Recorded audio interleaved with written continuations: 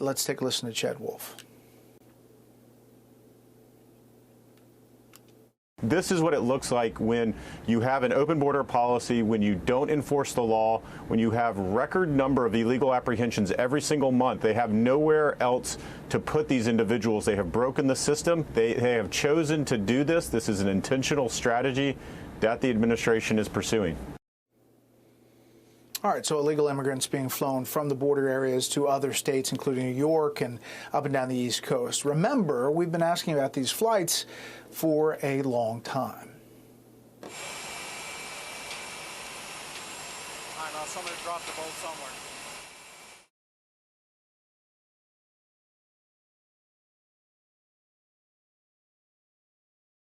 Why is the administration flying thousands of migrants from the border to Florida and New York in the middle of the night?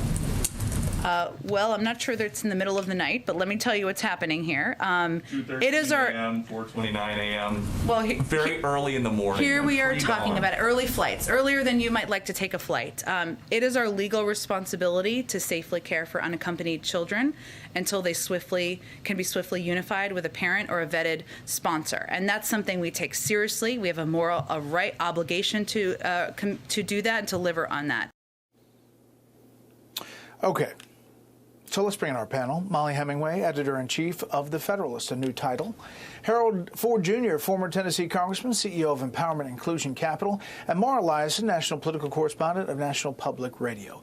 Molly, let me start with you. Obviously, this video opens and focuses people's attention on this. We've been talking about it for a long time. Does it change the dynamic? This video is full of shocking information. It should startle people, but it really has been this policy of this administration. This is an intentional destruction of our border that has been going on since the beginning of this administration. To hear people talking about what this means with this willful breaking of congressional laws. And I think it's interesting, we've had 2 impeachments in recent years, but here you have a president willfully and intentionally failing to uphold the laws of this land and not being honest about it. I mean, I'm struck by what Jen Psaki said there, trying to make it sound like this was about bringing children back into relationship with their parents, when in fact what's going on is that we have people who are adult males who in some case are using their criminal arrest records as ID to get on these planes and be shipped across the country. Mara, this comes as the border encounters are really staggering, just the numbers alone. If you look at year over year, along the Southwest total, 18,360, national total 590,000. These numbers are really, really big. This is not an issue that this administration likes to talk about. It hasn't really talked about it a lot. No, look, immigration is one of the most animating issues for the right, for conservatives, Republicans, and it's going to be used in this midterm election. Immigration, inflation, crime, these are all things that voters don't like, and it's one of the most powerful issues that Republicans have to use against the administration. Even if the administration was acting completely lawfully, and it's very possible that they were following the law, which says you can't just leave unaccompanied minors in a detention center on the border, you have to put them somewhere. The fact that there are illegal immigrants crossing the border, being apprehended, put into the system to wait for a court date or to try to be reunited with their family, it's a problem for the White House. And it's one of the top issues that Republicans are going to talk about in the campaign. I want to turn, Harold, to some good news for the Biden administration. The U.S. economy growing at a robust rate from last year. Obviously, inflation is still a major concern. And then Stephen Breyer announcing officially his retirement and this big ceremony about moving on and looking for another nominee.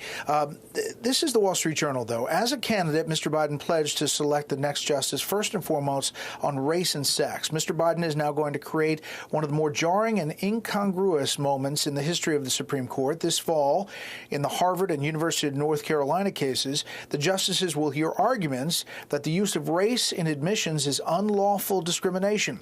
One of them will have gained her seat in part through exclusionary criteria of race and sex. What do you make of that? So good to be with you. Two questions here you've asked. First, with regard to the Supreme Court nomination, the president today pledged that qualifications, legal competence, judicial temperament would be foremost on his mind, and that he indeed decided to end the inglorious tradition of not having an African-American woman on the court. It's important to note that the 233-year tradition of our Supreme Court, we've had 114 Supreme Court justices. Only 7 of them have not been white men. Now, when those 107 were appointed, no one suggested or implied that there was some racism there. But this president decided that he's going to ensure that we have this diversity on the court. But qualifications, temperament, and legal competence will have to be first. And I'm assured that there's a pool of African-American women who fit that. With regard to the economy, it was a good day for the country.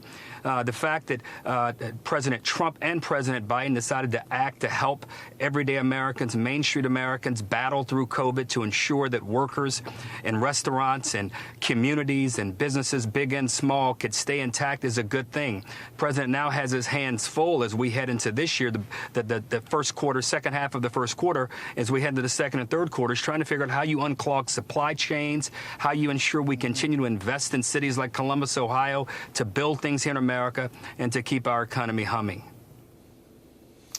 Well, panel, I appreciate the time. A little shorter tonight because of all the interviews, but thank you.